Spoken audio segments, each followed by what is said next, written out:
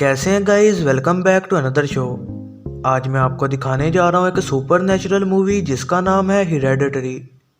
Any और उसकी family अपनी माँ के जनाजे में होते हैं जो कि कुछ दिन पहले ही मरी है। वो अपनी माँ के बारे में कुछ मीठी बातें करती है। एनी माँ के दोस्तों के बारे में कुछ ज़्यादा नहीं जानती। उसकी माँ एक अजीब तरह का नेकलेस पहनती थी। उसने ये अपनी ज़िंदगी ख़त्म होने तक अपनी गर्दन से नहीं उतारा था। उसने ये नेकलेस एनी को दिया और कहा कि अब वो ये पहना करे। जब बेटा पीटर पैदा हुआ था, एनी की माँ ने उसे कई बार कहा कि वो पीटर को उसके पास रहने दे। ये ना जानते हुए कि वो क्यों ऐसा चाहती है, एनी ने ये बात मानने से इनकार कर दिया था क्योंकि उसे था कि वो उसके साथ अजीब बिहेव करती है और वो पीटर की अच्छी केयर नहीं कर पाएगी। लेकिन जब छोटी बेटी चार्ली पैदा हुई, माँ ने कहा कि बेटी उसे दे दो और उसने माँ की ये बात मान ली थी। माँ के मरने के 1 साल बाद ही सारी फैमिली एक साथ रहने लग गई। फिर वो अपनी माँ की चीज़ें अरेंज कर रही होती है। एनी को एक लेटर मिलता है जो कि उसकी माँ ने उसके लिए लिखा था, जिसमें वो बेटी से माफ़ी मांगती है और एनी को कहती है कि वो अपने आप को संभाले। वो लिखती है कि उनकी कुर्बानी आगे जाकर उन्हें बहुत बड़ा इनाम देगी। एनी माँ के इन सीक्रेट से काफ़ी कंफ्यूज होती है, जैसे कि उसने कुर्बानी और इनाम की बात की। ये खत माँ को अजीब लगता है। उसकी छोटी बेटी चार्ली भी काफ़ी अजीब होती है। उसकी फेवरेट जगह एक छोटा सा कमरा है जहाँ वो अक्सर जाती रहती है। बेटी काफ़ी अजीब होती है और एक कबूतर का सर भी काट देती है और फिर उसके सर के साथ खिलौने जैसे खेलती है। किसी दिन चार्ली एक अजीब रोशनी की बीम देखती है और ट्री हाउस तक जाती है, लेकिन जब वो ट्री हाउस से बाहर आती है उसकी लुक्स अजीब होती हैं और हाथ में कबूतर का सर होता है।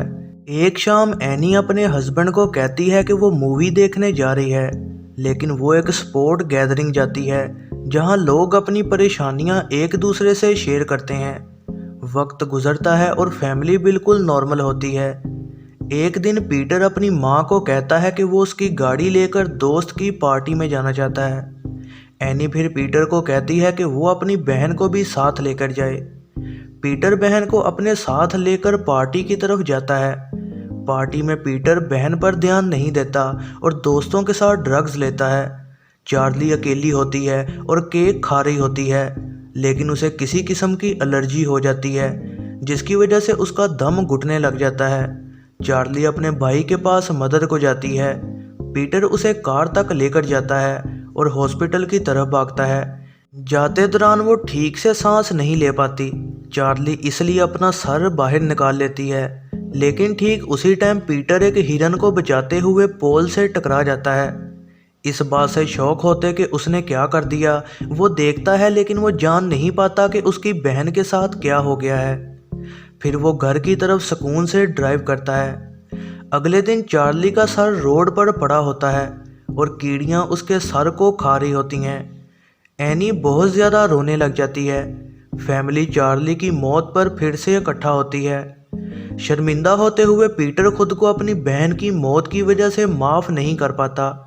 फिर जब एनी थोड़ा ठीक हो जाती है, वो हस्बैंड को कहती है कि वो मूवी देखने जा रही है, लेकिन असल में वो उसी गैदरिंग में जाती है।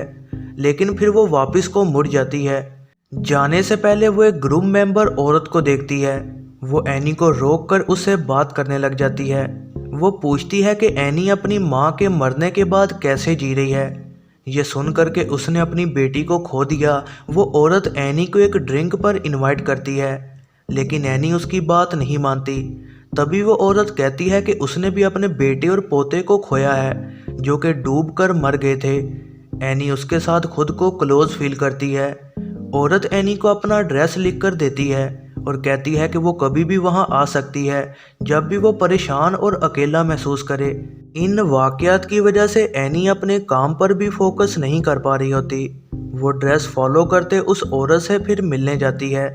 जब बैनी वहां आती है, वो देखती है कि नीचे पड़े कपड़े का डिज़ाइन वैसा ही है जैसा कि उसकी माँ का हुआ करता था। वो दुखी होती है और औरत से बात करती है और कहती है कि वो बहुत परेशान है। वो सोते हुए चलती है और एक रात जब वो सोते हुए चल रही थी, उसने अपने बेटे के बेड को आग लगाना चाही, पीटर जाग गया और उसे लगा कि वो उसे मारने वाली है और इस वजह से उसका बेटा उससे दूर हो गया। तब से वो एक दूसरे से लड़ते भी रहते हैं। कुछ दिन बाद एनी फिर से उसी औरत से स्टोर में मिलती है। औरत बहुत खुश होती है और कहती है कि वो अपने दर्द से बाहर निकल आई है। वो एनी को एक्सप्लेन करती है कि एक डॉक्टर ने उसे सिखाया कि कैसे वो अपने मरे हुए पोते से बात कर सकती है। एनी इस बात से काफ़ी हैरान होती है, लेकिन वो औरत एनी को अपने घर ले जाना चाहती है ताकि दिखा सके कि ये कैसे काम करता है। फिर एनी उसके घर आ जाती है। औरत अपने पोते को बुलाती है। वो देखती है कि कप हिलने लग गया और कुछ ब्लैक बोर्ड पर लिखा जा रहा है। एनी को यकीन नहीं आ रहा होता। औरत फिर एनी को सिखाती है कि कैसे मरे हुओं को बुलाया जा सकता है। वो उसे एक कॉपी देती है जिसमें अजीब जुबान में कुछ लिखा हुआ है और वो कहती है कि उसे ये अल्फाज ठीक से पढ़ने हैं और उसकी पूरी फैमिली या कम से कम पीटर तब उस टाइम उसके पास होना चाहिए। घर जाकर एनी मरे हुओं को नहीं बुलाती क्योंकि वो इस सब पर यकीन नहीं करती थी, लेकिन वो उस रात सो नहीं पा रही होती, तो वो ये करना चाहती है ताकि वो अपनी मरी हुई बेटी से बात कर सके। फिर वो अपने हस्बैंड और बेटे को जगाती है और फैमिली एक साथ खड़ी होकर चार्ली को बुलाती है। हस्बैंड इस बात पर यकीन नहीं करता कि वो अपनी बेटी से मिल पाएगा। हर कोई डरने लग जाता है जब टेबल पर कप मूव होता है। एनी चार्ली की पुरानी स्केच बुक लेती है और उसे कहती है कि वो कुछ ड्रा करे। पीटर बहुत डरा होता है और बेहोश होने लगता है, तो हस्बैंड उसे रुकने का कहता है। वो एक दूसरे से बहस करते रहते हैं।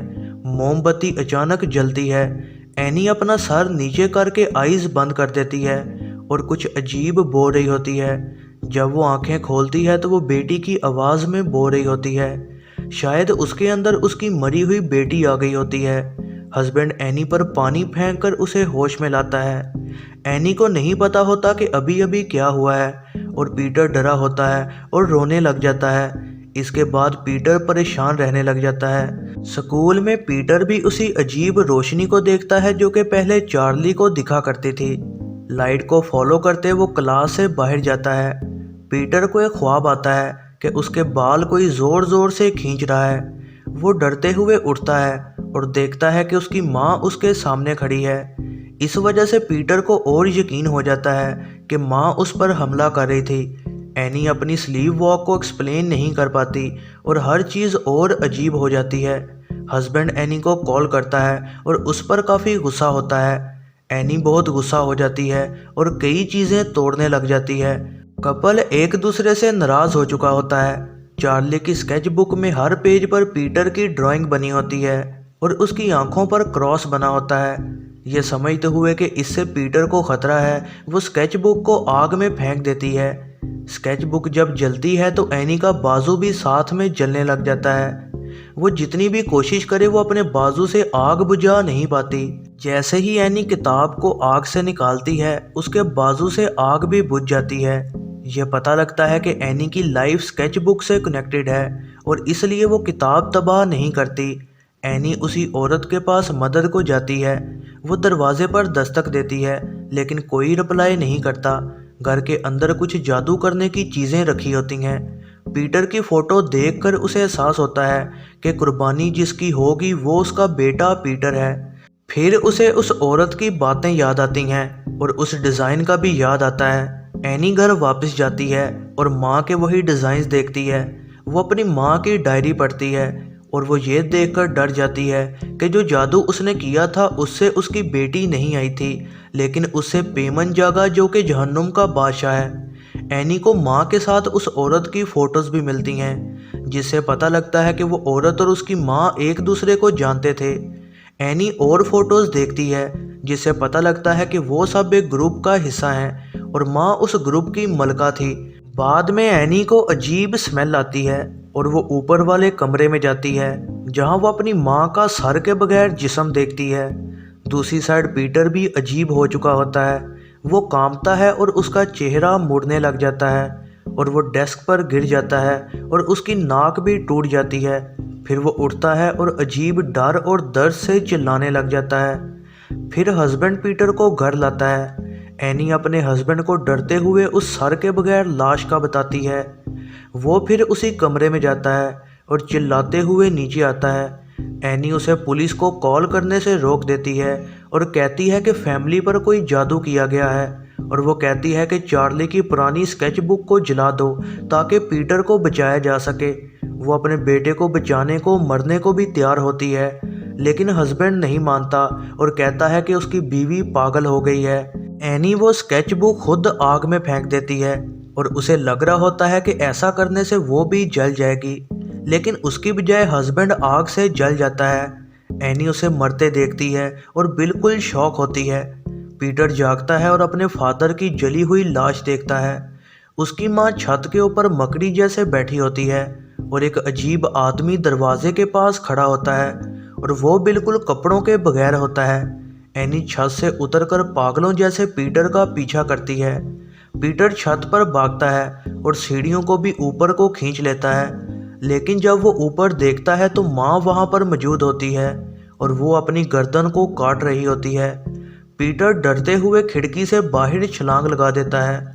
उसका सर टकराता है और वो बेहोश हो जाता है। वो बेहोशी से जागता है जब वही अजीब रोशनी उसके पास रोशन होती है। पीटर अपनी माँ की सर के बगैर लाश को ट्री हाउस में जाते देखता है। वहाँ पर कोई ख़ास किस्म का जादू किया जा रहा होता है। कई सर के बगैर डेड बॉडीज़ वहाँ घुटनों पर होती हैं। उनके पीछे नंगे शैतान की पूजा करने वाले लोग बैठे होते हैं। पीटर की दादी की फ़ोटो दीवार पर होती है क्योंकि वो उनकी क्वीन थी।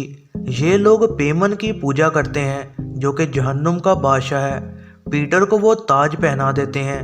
ये पता लगता है कि पहले पेमन उसकी बहन चार्ली से अटैच था, लेकिन पेमन को लड़की नहीं लड़कों के साथ अटैच होना पसंद है, जिसकी वजह से बेटी की बजाय पीटर को सिलेक्ट किया गया। फिर तमाम पूजा करने वाले जिंदा हुए अपने बादशाह को वेलकम करते हैं। यह जरनाब मूवीज़ रिव्यू वीडियो पसंद आई हो तो लाइक ज़रूर कीजिएगा, और ऐसी ही नई वीडियोस के लिए चैनल को सब्सक्राइब और बेल नोटिफिकेशन को ऑन करना ना भूलिएगा।